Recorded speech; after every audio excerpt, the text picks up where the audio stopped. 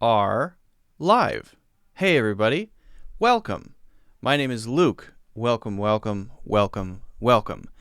Today we're going to be talking about a lot of stuff. This is going to be an English lesson plus English Q&A. So we're going to be talking about a bunch of stuff. If you're here to learn English, that's great. Get your questions ready. If you're watching this later and you didn't see it live, that's so sad. I'm so sorry. Well, you can catch it next time. And when you do, make sure you have questions ready and bring them, and I will do my best to answer them live. If I don't get to them, sometimes I can't get to all the questions. Maybe in the next one. Make sure then you are subscribed or that you're following the channel so that when new live lessons happen, when new videos are posted, you can join. You can ask questions, right? We're also going to be talking about some interesting online stuff. I have some trends to share with you that I think are interesting. And, well, you'll see. You'll see. I think it's interesting. You'll see if it's interesting. If it's not, let me know. If I didn't mention it already, I am an English teacher from the United States. My name is Luke, and I would really appreciate it here at the start if you wouldn't mind hitting the thumbs up button wherever you're watching or the like button wherever you're watching so that you can say, hey, there's something going on here that I like. Other people should check it out too. It really helps. So like, thumbs up, subscribe so that you can see future videos. And if you haven't already, check out my full courses in the links in the description. I recently launched a new website, which I think is pretty cool. If you're interested in taking full courses, then you can do that on my website. You can also ask me questions there too. All kinds of other stuff as well. All right, I see we have some stuff going on. Sleepwalker's here, and Don Don is here. Please watching here from the Philippines. Hey, cool. Facebook. Good afternoon from Brazil. Sueli. I don't know how to say that correctly, but yes, cool. Thanks for joining. Sleepwalker, I'm doing just fine. How are you? How are you? Well, as we have people joining, I think we can... Ahmed is here. Welcome, welcome. I think we can prepare... I'm going to take a sip of coffee, but prepare for our first topic for today. Something that I've been watching for a long time, interested in, paying attention to for quite a while. Personally, I just think it's interesting. We're going to be talking about... Hello, Soulwave 1978. That's 10 years before I was born. Gilberto Almedo. Hello. Guys, as you're joining, remember, we're doing a lesson plus Q&A, so if you have questions, get them ready. You can ask them now, and I'll try to get them answered. I'll do the best of my ability to answer them. What sort of questions? Well, whatever, but generally speaking, cultural questions, pronunciation questions, grammar questions, word differences questions. Boring. But any sort of question that comes to your mind. Things that you're struggling with in regards to your English, and I'll do my best. It's not when you were born. Okay. It's when your grandma was born. Got it. All right, so we're going to first talk about something that I have prepared for today, which is laughter. Yes, Soulwave wrote LMAO. Well, what's that all about? Why are you writing LMAO? Why not write something else? Right? It's quite interesting.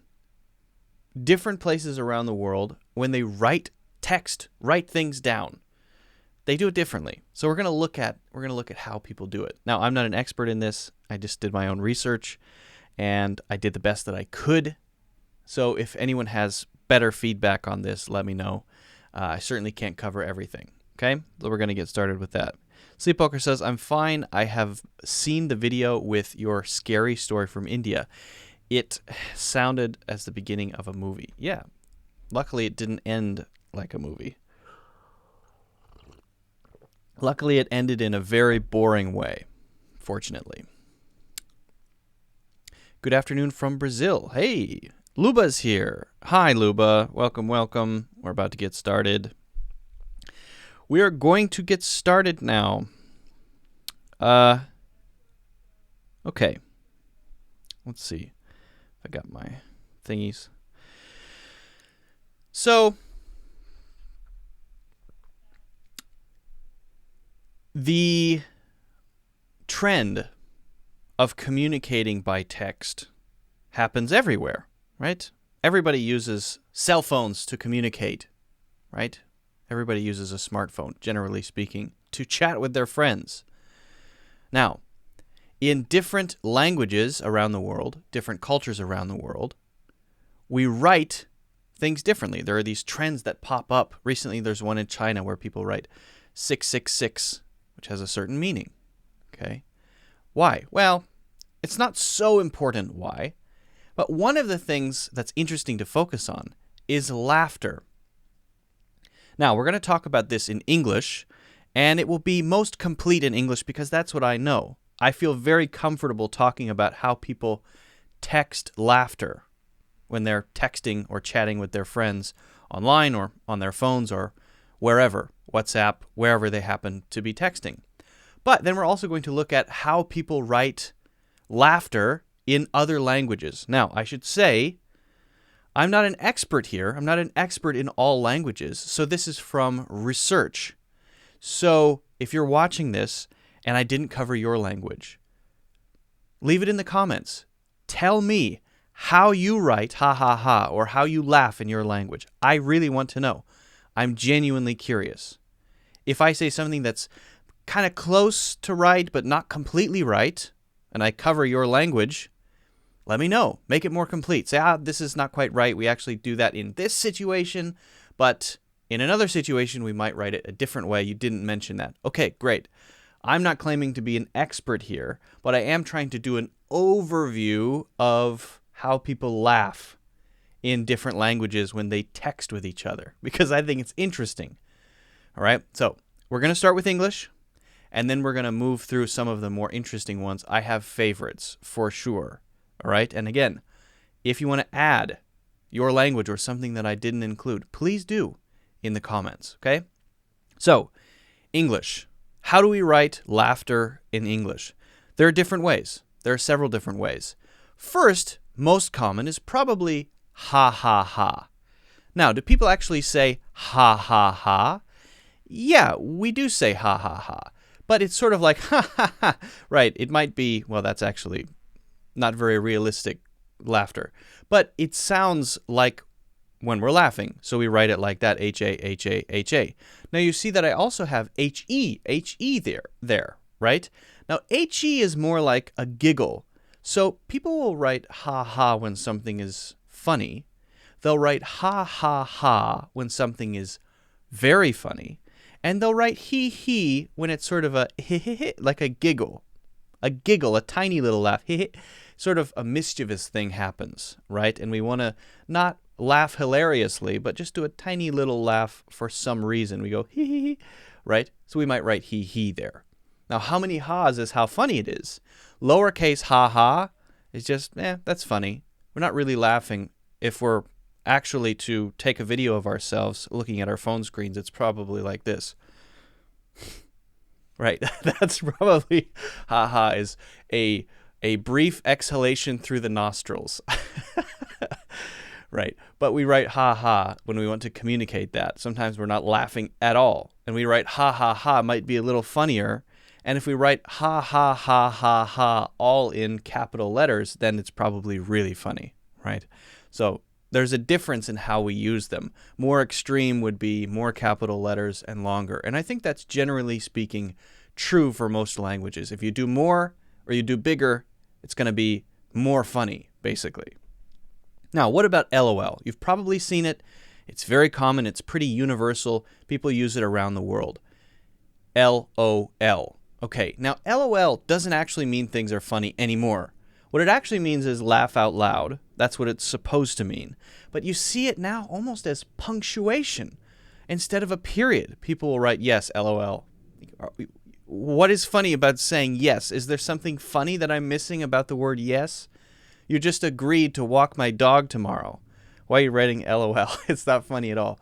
So it's gone from meaning this is funny, actually, to now just being a thing that's there, we could call it an artifact in text messages. Okay, so you'll see LOL pretty much everywhere. When you see it, it doesn't mean something is actually hilarious. Now, what about ROTFLOL? Roll on the floor, laughing out loud. Some people still use that as a kind of punctuation, but generally speaking, that means this is so funny that I'm cracking up, right? And it's supposed to be a little stronger. I think it was sort of an update to LOL because LOL wasn't working anymore to express humor. So we added roll on the floor as though we were rolling around on the floor. But if you were actually doing that, you couldn't text it, probably. And when you texted it, you'd probably be done doing it. So it's not that common. HAHAHA, HEHE, these two are probably the most common. The most common, ha ha ha, and maybe he he. Now, what about ho ho ho? You've probably seen ho ho ho before, right? What about this? Well, ho ho ho is only for Santa Claus, generally speaking. So if you see advertisements for Santa or Christmas decorations, you'll see that Santa says ho ho ho, ho ho ho. He laughs like that. That's his style. I don't know why. Okay, so that's specifically reserved for Santa. Now we'll look at another language that uses ho ho ho, but I don't think it's pronounced the same way, although I'm not quite sure. All right, let's move on. Next, we have Spanish. Now, generally speaking, Spanish uses J-A, J-A, J-A. You might be thinking, wait a second, ja, ja, ja, huh? A lot of people have that reaction. So actually, it's pronounced the same way. In Spanish, the J is pronounced as an H. If you've ever had that green pepper that tastes very good, it's a jalapeno pepper, not a jalapeno pepper, right? It's spelled with a J, but we say ha. That's just how Spanish works. So it's pronounced ha ha ha, even though you see maybe ja ja ja ja ja ja ja ja ja ja ja ja ja, a row of J A. It's pronounced the same way. Interesting. Next one. Tie. Now this is probably my favorite. I think it's my favorite. 5 5 5 5 5. I don't think it matters how many fives you use. I think it's the same thing as English. From my understanding, this is what my Thai friends have told me. My understanding is if you write 555, that's not as funny as 555555555. Now, why is this here? Well, 5 looks like the Thai character for ha. And so they use 5 instead because it's faster. So you can just smash the 5 key very easily. And in fact, that's a trend. From my research, a lot of the trends for why these became popular has to do with what's easiest to type. H and A are very easy to type. 5 is very easy to type, right? If it's hard to type, then people might not use it. LOL is pretty easy to type, but ROTFLOL is not so easy to type, so maybe that's why it's not so common. HAHA, very easy to type, right? So when we type 555, basically, we're just saying this is very funny. 5555555. I think it's pretty interesting. All right, now the next one is Korean. Now, from my research in Korean, there seem to be quite a few ways that we can say ha ha ha in Korean, but the most common seems to be KKKKK. Now, I didn't write 3 Ks, although I've seen 3 Ks, and I've also seen KEKEKEKE, maybe 3 or 4 or 5. And again, I think it's however many you write is how funny it is. But this is interesting because my first instinct when I see KKK, and by the way, I believe Portugal uses, or Brazil also uses KKKKK as well. I think. The reason that I have a reaction to this is that KKK has a very different meaning in America. A bad meaning. The KKK, known as the Ku Klux Klan, is a group, a hate group that hates certain groups of people and was much more prevalent in the 1800s and 1900s. Now they're very, very small and kind of irrelevant, but they still exist, and it's a hate group, and they're called the KKK. So when I see this, my first reaction is, what? And then I realized, oh, yes, that's Korean laughter. So it's something to be aware of. These interesting cultural differences make us react different ways to different expressions of laughter. 555 doesn't make me think anything, but when I see KKK, I think, what? And then I'm able to realize, oh, okay, this is not so serious, right? This is no big deal. All right, next one. The next one is Vietnamese.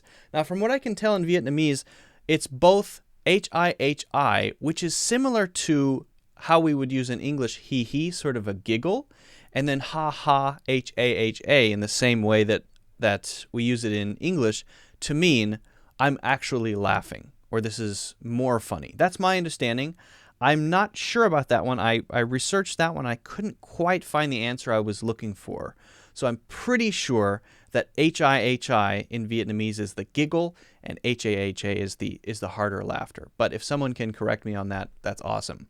Now, what about Indonesian? This one is pretty interesting. WK, WK, plus HAHA. But WK, WK. Now, I researched this one as well.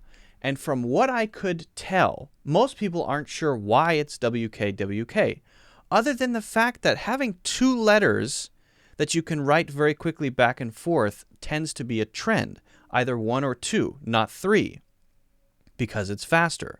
But it looks like this one might have come out of online gaming, right? Because you want to do things very quickly when you're gaming online, so you want to laugh. You don't want to type 6 keys, right, to say that you're laughing. So just being able to alternate between two very quickly when something is funny is easy. Or one, just smash one key.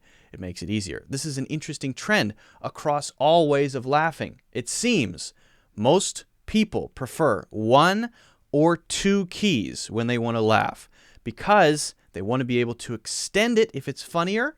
And if it's not as funny, they want to be able to do 2. And they might want to be able to capitalize it if it's very funny. Sometimes this is an interesting trend, I think, across most of these. Pretty interesting. All right, let's look at another one.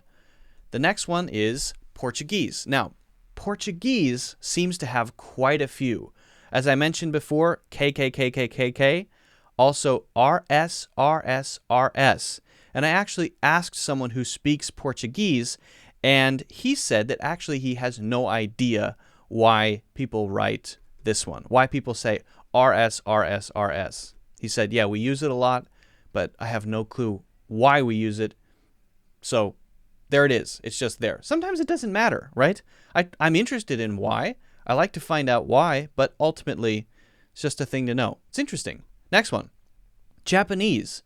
WWWW. Now, my first reaction when I see this one, www, is a website, right? You can type in www. So I think writing it 4 W's makes it easier to sort of read and understand that that's laughter. My understanding of this one is that W in Japanese stands for the Japanese character for laughter, which means laughter. So you just write the first letter of the character that means laughter, which is W. And so that makes sense, right? That's pretty straightforward. Okay, how about Chinese? Now this one I'm quite sure about because I communicate with a lot of people in Chinese. The first one, the first character is HA, HA, HA. It's sort of like ha, ha, ha. And then the second characters are more like the HE, the giggling. So the first one, if you ever see many of those together, it's someone actually trying to write that they're laughing. And if you see the second one, they're probably giggling. It's like that. So they're slightly different, but used in the same way. If you write more, then you're laughing harder. If you write fewer, then maybe it's not so funny. Okay, French. Now, this one, I'm not sure about the last one, but I found it. And so if anyone watching this has any insights or wants to add something, I would be very interested in knowing the perspective. I've seen LOL. I've seen HAHA like we do in English, but also HE with an upward accent on the E's. And then finally, MDR. Now, MDR apparently means dead from laughing, right? You're killing me. Sort of like we would say in English, you're killing me, right? I'm dying if someone is laughing. You're dead from laughter. Now, or laughing until dead. Something along those lines, right? Now, I don't know how common it is, and it seems to be, from my research, and I'm not a fluent French speaker, but it seems to be sort of a replacement for LOL, in that it's not a sort of actual hilarious laugh out loud situation, but more like a this is funny LOL situation, not a ha ha ha ha ha sort of thing. And if you wanted to write that something is very funny, maybe you'd use ha ha ha ha ha ha ha, or the HE with the accent on top of the E. Again, I'm not sure about this. This is just from my research. So if you want to add to that, let me know in the comments. All right, let's look at just a couple more, okay? Norwegian. H-A-H-A, H-A. H-A-E, this special character, combination character, and then H-O-H-O with a line through it. Now, I don't know how to say that. I have no idea how to say that, okay? But apparently this is how laughter is written. I would be very curious to know how these are pronounced. I genuinely have no idea. So if someone wants to help out with that, let me know. I'm sort of introducing these as a curious observer. I want to learn more about them too. How are these said? How common are they? Which ones did I miss? Which ones are also there? Which ones didn't I talk about that are interesting? I want to use this as sort of a conversation starter rather than, I know everything, right? This is just from my research, and I think it's very interesting. Okay, one more.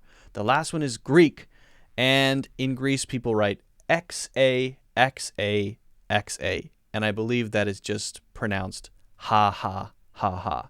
Okay, so those are some ways that people laugh online or when they text. And there are many, many more. And I would like to learn more. So hopefully you have a good sense of how we do it in English. If you'd like to add insights about your own, please leave those in the comments. I will absolutely be sure to read them because I want to know more about this because it's something that I'm very interested in. Did I miss your language? Did I get something wrong about your language? Did I cover it incompletely? Let me know. Let me know. All right? If you have any questions about anything else, let me know in the comments. Make sure you hit the like button or the thumbs up button. Make sure that you subscribe or follow. And if you haven't already, make sure you check out my courses in the links in the description. All right. Let's see what we got here. Is it J-U-A-I-S-K-A? We. MDR equals LOL. Okay. So M-O-R-T, more, is dead, duh, and then laughter, right? I'm not going to try to pronounce it, but I think that means laughter, right? So death from laughter. Yeah. Makes sense. Pretty cool. But how common is it? That's my next question. Is it very common? Is it as common as LOL? Is it interchangeable? Sometimes you use LOL, sometimes you use MDR. Is HAHA more common? I have so many questions. I'm so curious. Atlas says sometimes in Chinese we use 2333. That's a new one.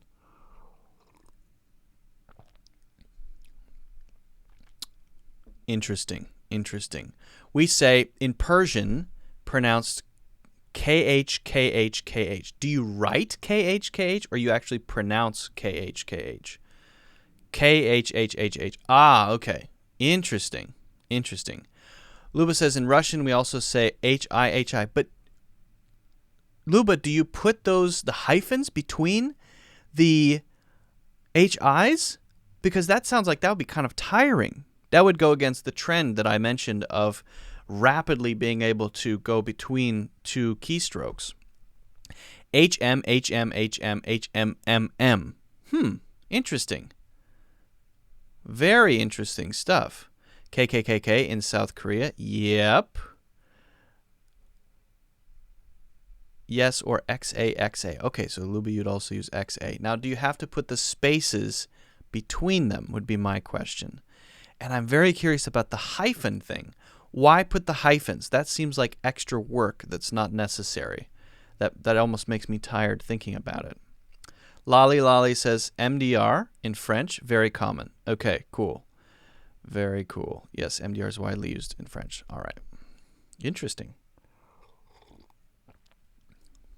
Where are you from? Zandrabadi. Where is that? Is KKK also used outside of Brazil, Portugal, and where else would it be? Korea?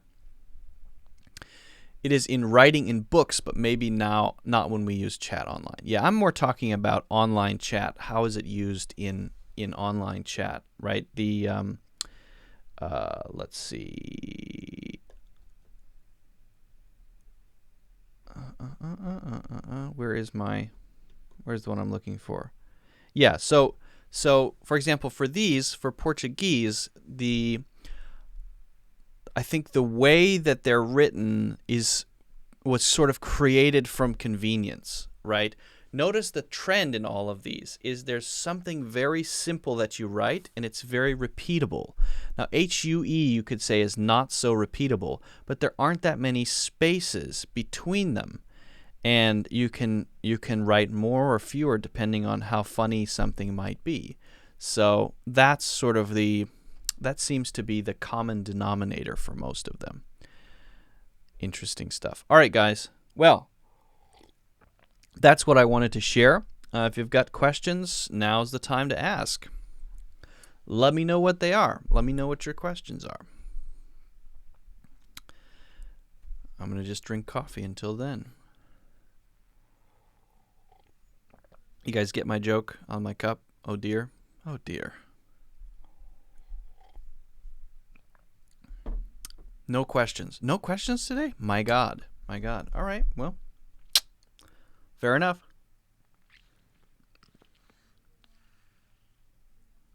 Jeet says, please differentiate illusion, illusion, and delusion.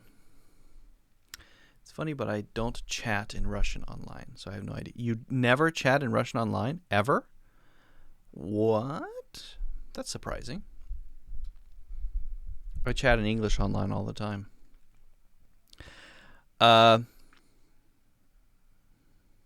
Okay, so Jeet Singh says, please differentiate illusion, illusion, and delusion. Now, they're actually easy to differentiate, but the pronunciation of illusion and illusion should be focused on for a second. If we say a, then the pronunciation is illusion. If we say I, then the pronunciation is illusion. Illusion, illusion. And then delusion. Now, the meanings of these are totally different. They couldn't be more different, in fact. Well, they could, I guess, they could be more different, but they're very different. So what do they mean? If something is an allusion, you allude to something. It's a reference to something else, right? An allusion is when maybe a character is talking about something in history or Shakespeare. You often see in a lot of TV shows, movies, allusions to certain Shakespeare plays. So an allusion to Hamlet, for example, or even a line in Hamlet. You're alluding to something, generally speaking, you're throwing reference to it, right? You might allude to something in history. You might allude to an important historical event that gives relevance or meaning to what's going on in this situation, right? So you make an allusion to that. You allude to that. That's the basic idea. That's generally speaking what it means. Now, illusion with an I, illusion, means that something isn't what it seems. It seems one way, but it isn't actually that way. Something might be an illusion just by what it is, or someone may create an illusion to make someone think something that's not actually true or the case. The simple way to talk about this is one of those tricks that you look at with your eyes where there's a circle and then there's a dot in the middle and you stare at it for 30 seconds and then you close your eyes and it's still there in your mind because it's been sort of burned into your retinas. It's not really there in your mind in a way, but it kind of is. It's a kind of illusion. Or two boxes that look like they're different sizes, but somehow because of the way that they're placed, they're actually the same size. Oh, wow, I thought they were different sizes. Actually, they're the same size. Wow, that is an illusion. A magic trick is often called an illusion. An illusion. So it can be used much more generally as well, but the basic idea is something that isn't this way, something that isn't actually the way it looks. It looks a certain way, and you've been deceived by the way that it looks, the way that it smells, the way that it seems, for whatever reason. Either someone means to do that to you, or it's just the way that it is, right? Its appearance. And it can be used in a lot of different ways. Delusion or delusional is someone who is confused, out of their mind in a way, unable to understand reality. If someone doesn't agree with you and you think that their opinion is crazy because they don't agree with you, that's your opinion of them, you think that they're detached from reality, you say, you're delusional.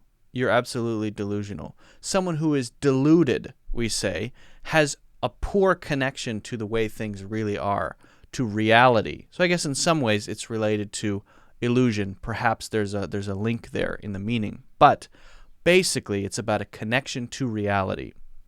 And if we say that we have a delusion, then we're talking about a single thing that is detached from reality. If someone is just delusional, maybe generally speaking about anything, that they're confused and they don't know what's going on.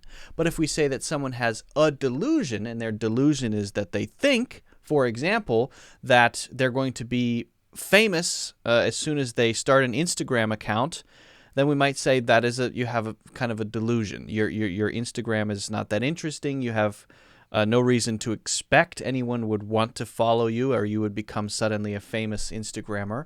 This is a delusion that you have. You fully believe that you are going to become an influencer overnight. But I don't think it's going to happen because I don't see any reason that it would happen. You're delusional, and this particular thing is a delusion. Now, I could just be saying that. Maybe you have some knowledge about how things work that I don't know about. Maybe you are right. So sometimes it's someone's opinion of you, and sometimes it's reality, right? Although, generally speaking, delusion and delusional, these are subjective words used by people to characterize others, usually people. That's how these three work. That's how you say them. That's what they mean. If you have any other questions about this, let me know. Make sure you guys hit the like button. I would really appreciate that. Make sure you subscribe. And also, if you haven't already, make sure you check out my full English courses in the links in the description. For my courses, guys, they cover a pretty wide range of topics. Right now, the courses overall have more than 45,000 students with over 9,000 reviews. We're getting close to 10,000 reviews and 50,000 students, which is huge. The courses cover grammar, pronunciation, how to speak fluently, how to think in English, a full course that's over 15 hours called Master Native English. That course is a bunch of different lessons on some of the key things that you need to know in order to speak and use English naturally. So check those out if you haven't already. They are in the first link in the description. Okay, Soulwave is back. Lolly Lolly, do you have this letter KH in France? Wow, you used the parentheses. You know, someone else said that to me before. Someone wrote that in Romania, Romanians use a colon as two eyes with then a bunch of smiley face parentheticals facing toward like a smiley face, but then many after it. And that's interesting as well.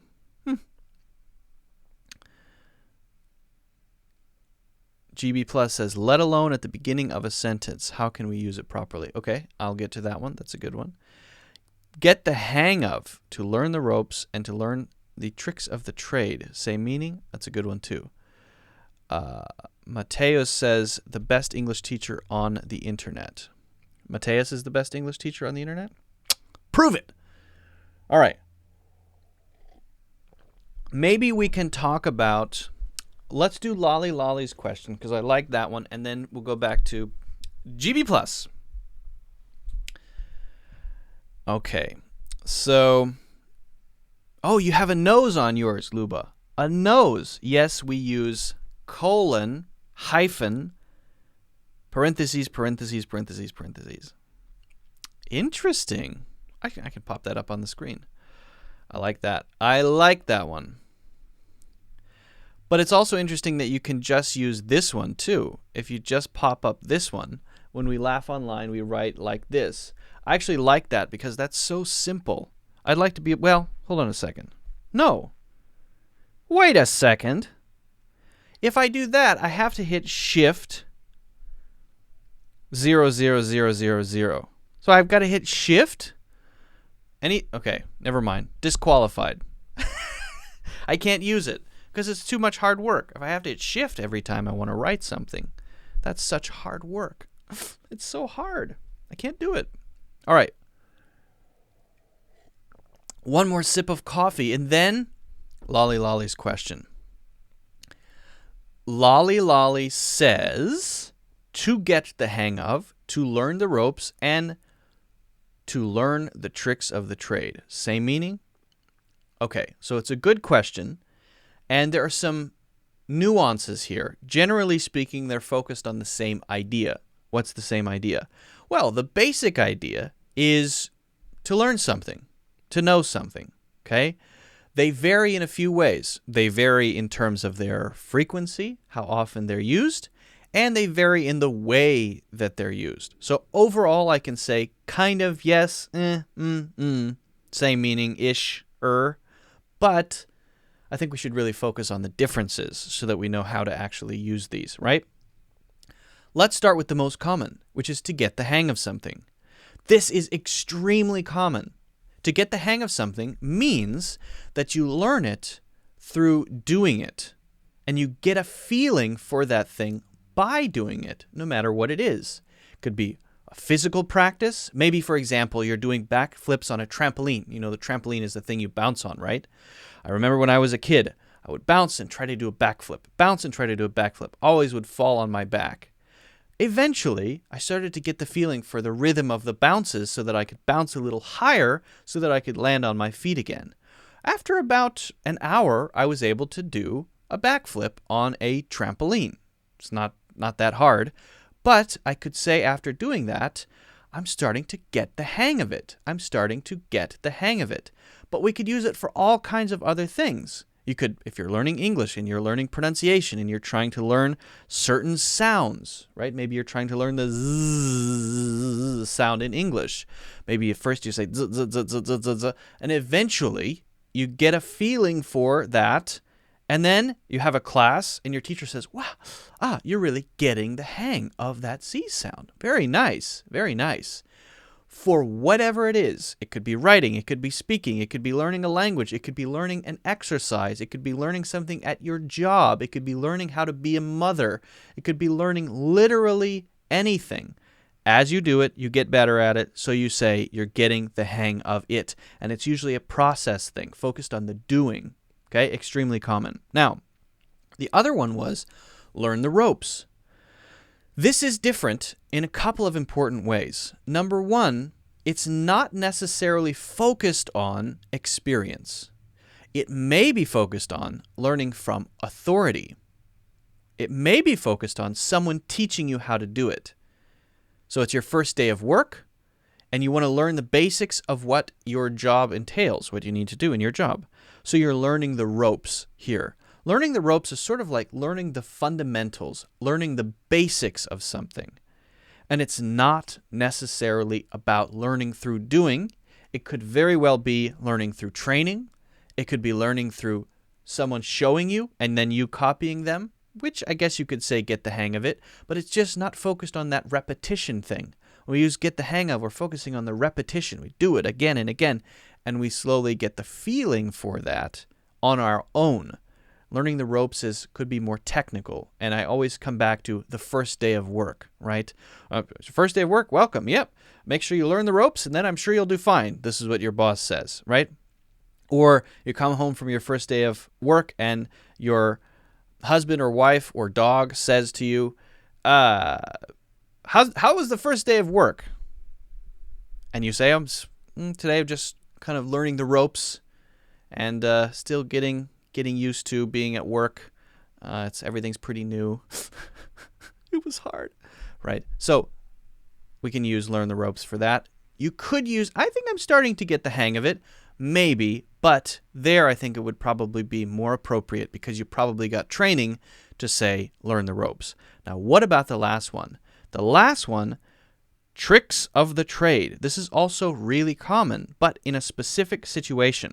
A trade is a certain profession, a certain job, a certain industry. So you wouldn't say, imagine me doing backflips, okay, on my trampoline, doing, doing, and someone says, hey, Luke, how's it going on the trampoline? And I say, turns out, just learning the tricks of the trade. That would be ridiculous. Unless my job is somehow trampoline backflips. Now, that sounds like a cool job. If I get paid professionally to do trampoline backflips, then I could say learning the tricks of the trade. But that is a crazy situation. It is very unlikely.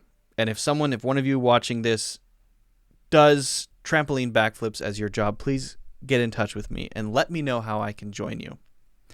Basically, we're talking about the things that you need to know if you want to do this profession well. And it's usually about specific professions or careers. If you're in online marketing, what are the tricks of the trade? Oh, you need to know how to build funnels and post things on social media and work with different companies and clients. Okay, some things that you need to know. If you are an English teacher, for example, some of the tricks of the trade might be how to build curriculum correctly, or how to, if you're doing it online, set up your camera and maybe market yourself to students. All of these things related to a specific set of skills related to a career. We would say tricks of the trade. I'm learning the tricks of the trade. It is not nearly as common as get the hang of something. It doesn't have the same focus. And learn the ropes doesn't have the same focus either. So hopefully that's clear. These differences are clear. It's a good question. Thanks, Lolly Lolly. I appreciate it. If you guys haven't already, make sure you hit the like button. Make sure you follow and subscribe. And also, if you want to improve your English in any way, check out my full courses in the links in the description. Okay. Good question, Lolly Lolly. Nice one. Nice one, nice one, nice one. English with pretty. To learn how to do something, especially when it is not simple or obvious. For which one? Quick and effective methods used by experienced people in a particular profession. I like that. That's a good definition. Quick and effective methods would be tricks of the trade, right? Yes, a particular profession. Yeah, that would be tricks of the trade. And then if you are learning the ropes, you are learning how a particular task or job is done. Yep, that's a pretty good one. And to learn how to do something, especially when it's not simple. Well, yeah, okay. All three of those are good. Thanks. English with pretty. English with pretty. Nice. Sure thing, Lolly Lolly. It's a pleasure. English with pretty. I'm assuming you're another. Are you a competing channel? Huh? Get out of here. No, you're welcome. Maybe we can collaborate. All right. Let's see. I want to go to, what was the other question here? There was another question I want to answer. From GB plus. Where's GB plus's question? I can't find your question, GB plus. Can you put it in again? I definitely... Oh, there it is. I found it. Let alone at the beginning of a sentence. Well, I would question this. Because actually it's not usually... It's in my mind right now, it's not usually used at the beginning of a sentence. It's actually used toward the end of a sentence. Right? It's actually used to talk about how much something is. It's sort of a comparison. So let me think of a good example. So I guess one example would be coding. Yeah, coding. Let's say coding. So GB plus says, let alone at the beginning of the sentence. How can we use it properly? I would say, let's put it at the end of a sentence or the middle of a sentence instead, and not focus on the beginning part, and just talk about what let alone means, how it's generally used. I'm going to talk about the most common usage of let alone. It's a very interesting expression because it lets you do something that's kind of hard to do otherwise. It's not easy to compare usually the difficulty of something with something else with an example that makes it very clear. And that's what this allows us to do, let alone. All right? So, let's use the example of creating a website. Okay? Now, what's more difficult? Coding a website, building it yourself with HTML and HTML5 and CSS, knowing all the code, building it from scratch. Or using a website builder like Wix or Squarespace, right? Obviously, that one's going to be easier. Of course. So, let's say we want to focus on the difficulty of both, and someone suggests something. Well, you want to build a website, why not just code it out? Right? Just build it. And the other person says, are you kidding me? I'm struggling to figure out how to use Squarespace, let alone coding. Okay, so we're saying that coding the website is up here in difficulty, harder. Squarespace, building it without code, putting the pieces together, right? Figuring all that stuff out, doing the integrations, all of that, is here in difficulty. So we have one thing that's here and one thing that's harder than that. And so basically the formula is, I'm struggling with A, let alone B. Meaning, you're insane to suggest B to me. Because for me, A is hard enough. I can barely do A, let alone B. That's basically it. That's basically the structure. And when you use it like that, you're comparing the extreme difficulty. Usually it's used for difficulty. Not always used for difficulty, but it's most typically used for difficulty. You're comparing how extreme a suggestion from someone else is, and that's B, with A by defining how difficult A is. So you focus on A. You describe A. You say, well, I can't do this, let alone, and when you say let alone B, let alone code it myself, you don't need to describe it that long. You don't need to spend much time talking about it because you've spent so much time talking about A, using Squarespace or Wix, and how difficult that is for you, figuring out how to get all the plugins to work and all of that stuff, that all you have to do is say, let alone B, let alone code it myself. And then people know, oh, wow. So B is out of the question. Impossible. Ridiculous. You won't be able to do that, right? That's it. That's how we use it. Now, you could use it for other situations as well, I suppose. You can use it to talk about things that are not only difficult, but other characteristics. It is most common to use with difficulty. And that's what will come into people's minds first when they hear let alone, let alone. What if it's disgust? Could we use it for something like disgust? Yeah, we could. So let's say, for example, someone doesn't like to eat chicken. Okay.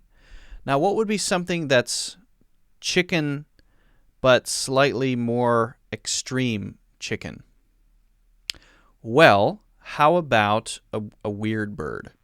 Like, I don't know, those baby chicks that are in the eggs, and sometimes people eat them directly from the eggs. The baby chicks are actually in there. You eat the baby chick. In some places in the world, people eat that, right? Okay. So someone says, do you want one of these? Now, to me, when I see that, I go, it's a baby bird. You want me to eat that? No, I would then say, I barely eat chicken, let alone whole baby birds when I have to crunch their bones, right? Let alone that. So to talk about, and I actually do eat chicken without difficulty, but it's just an example, right? And you could say that for spicy food as well, right? I can barely eat jalapeno peppers, let alone habanero peppers, whatever it happens to be. So one thing is more extreme than the other. While it is more typical for difficulty, you could use it for disgust, for spice, for taste, for opinion, anything that's more extreme than another thing. So hopefully that's clear.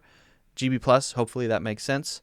Guys, make sure you hit the like button. Make sure you subscribe and follow. And also, don't forget to check out my courses, my full English courses, in the links in the description. Just check them out. You can actually, you might not know this, you can preview the first 2 lessons of each course for free. Okay? You can check out the first 2 lessons for free. It's good. Check it out. All right. Good question, GB+. Good question.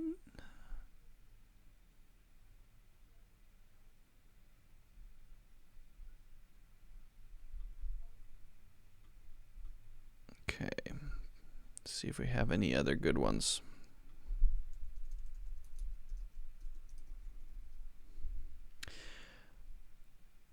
What else are you streaming on? Soulwave, we're also on YouTube and Facebook. I don't know if you've heard of either of those. I don't know if you've heard of them.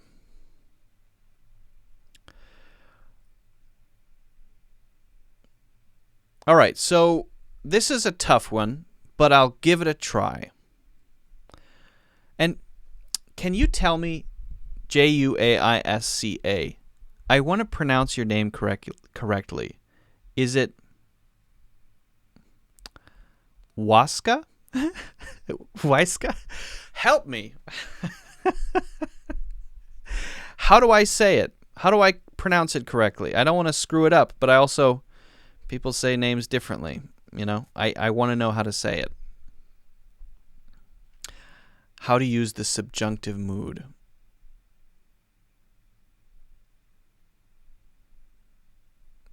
The subjunctive mood is a tough one, but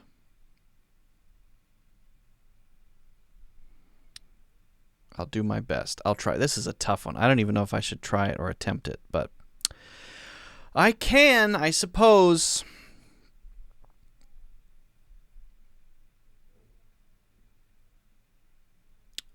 Spanish sounds. Huasca. I'm gonna do my best. All right. So this could be a major disaster, guys. Just letting you know. This is a tough question. Sounds phonetic. Phonetic in what language? That's not fair. All right, this is tough, but we're going to try it. Waska or Waiska Rodriguez says, how to use the subjunctive mood, or she just says subjunctive, but subjunctive mood in English. Now, this is a tough one. This is a tough one.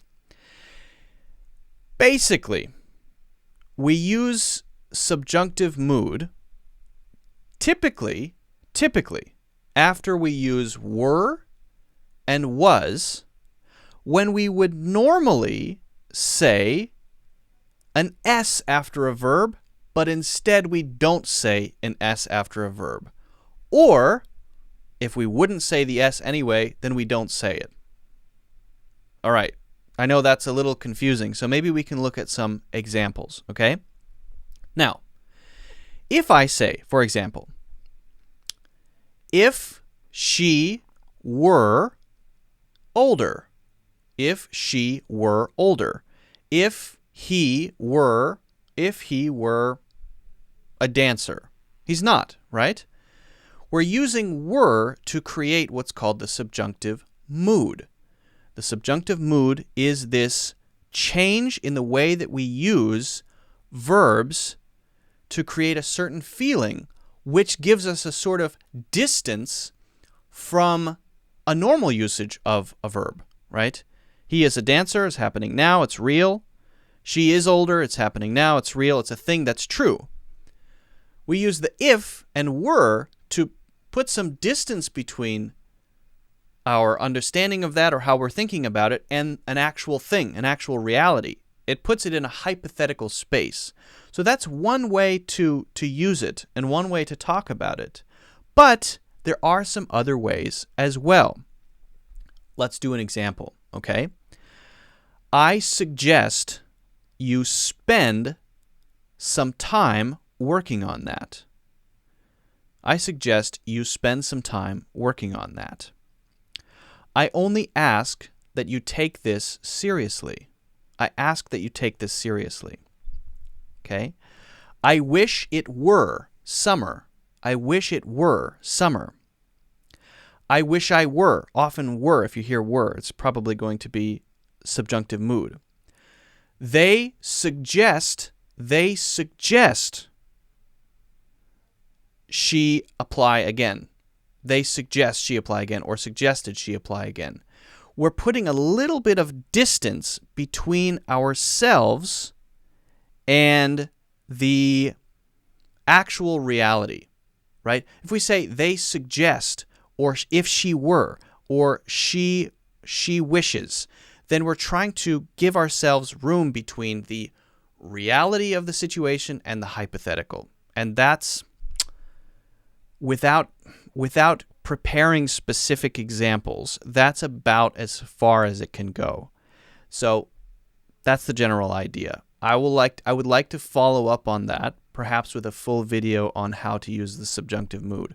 But just know that if you hear that hypothetical tense, the were and the would, were, would, that is creating a distance with the reality and saying something hypothetically. That is subjunctive mood, okay?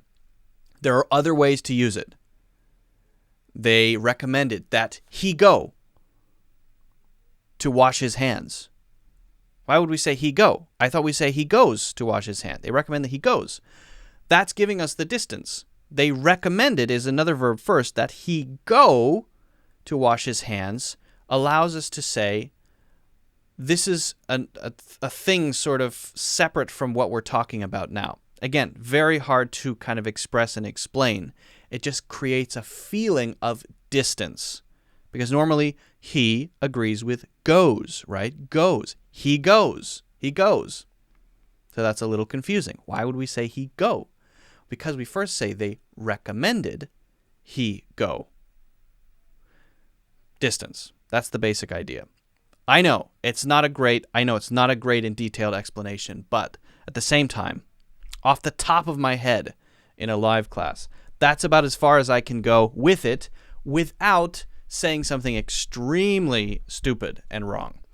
So I'm going to stop there. Hopefully that makes it slightly clearer. But again, I would like to follow up with another video on the full explanation of that. All right. It's a good question and needs, I think, probably a 20-minute solo video on the topic. They recommended we wash our hands. We wash our hands. They recommended we wash our hands. There's a difference in feeling there, right? Grow fond of somebody. Can this expression be used for romantic relationships? Yeah, it could. Doesn't have to be used for romantic relationships, but it certainly can. Yeah, because you can grow fond of walks in the park. You can grow fond of your dog, right? So the idea when you use grow fond of is you're getting closer to that. If you say I've grown fond of her in a romantic way, then yeah, that's romantic. But if you say I've grown fond of this dog that used to be annoying, that's obviously not romantic. So it can be used for either one. Either one.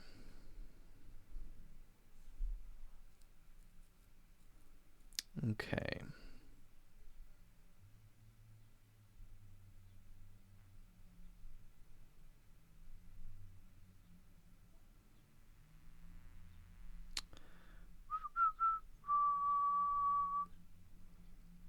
Sure. GB Plus says, thank you for your reply. Now I understand it. I have recently seen this used at the beginning of the sentence, and it was not natural. Now I know why. Yeah, well, I mean, the only time you would use it at the beginning is if you say, if someone were to make it an artificial sentence or make it a shortened sentence. You could do it without putting it after a comma, I guess. But it is more common in the middle of a sentence or toward the end of a sentence, let alone.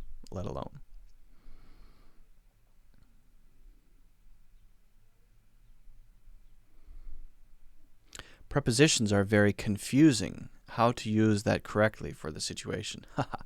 That is not something that I can cover in a short answer. Prepositions are something you have to get a feeling for over time, the usage, right? Because some prepositions like of can be used in so many different ways that saying, now let me tell you how to use of, it doesn't work like that because it's not that simple, because there's so many different ways to use of, right? And so what you have to do is pay attention to where of is used, where with is used, where across is used. Pay attention to these and try to notice the placement of them, the context of them. I actually have a course coming out later this year, which is probably going to be a 5 or 6 hour course, and the whole course is about prepositions. The entire course is a prepositions course. Yeah. And each preposition has probably 25, 30 examples that we're going to go through and talk about. This is used in this way, why it's used in this way, why it's used in this way, why. Because it's all about getting exposure to the examples, getting a feeling for the preposition through examples. So that's the best I can say now. I mean, really, it's not something that I can answer in a couple minutes. It's going to be a 5-hour course. And even that is not extensive enough. Even that only covers 20% of the territory of prepositions, only the most common. It's a huge topic, and I cannot do it justice in a few minutes. Just pay attention to when they are used. Learning from is used only in these cases will only confuse you, because when you come across another one, you'll say, I thought from is used in that way. Well, not only. Here's a new one. So you have to really pay attention to the new one, the new way it's used, and bring that in your understanding of the word from and how it's used. This is something, some things are useful to learn through rules, right? You do this when this, right? When you're talking about things in the past, change this verb in this way. Okay, a rule, nice. However, when we're talking about prepositions, I'm not sure how useful rules are. Right? There are some things you just need to get a feeling for. Should we really focus on rules of pronunciation? Well, I mean, rules can be nice. Sometimes it's good, but it's kind of just for fun to learn rules. If you really want to have good pronunciation, you just have to repeat it again and again and develop your awareness and build the right habits. You have to get a feeling for it, get the hang of it, right? It's kind of the same thing. It's kind of the same thing. Prepositions are hell in any language. It is not easy to get the tricks of the trades with prepositions. Yeah, that's fair enough. I wouldn't necessarily use tricks of the trade in the case of prepositions, but I get you right. I get your point. That's about right. Yeah. My basic answer to this is read books. Read books. Start reading books. Pick up books and read them. Right now I'm reading a book called, let me get a dinosaur on my book. I'm reading a book now called Gödel, Escher, Bach. Gödel, Escher, Bach. It's about consciousness. And it's complicated. But I think if you read it, you would find the sentences not that hard. See if I can find a preposition case.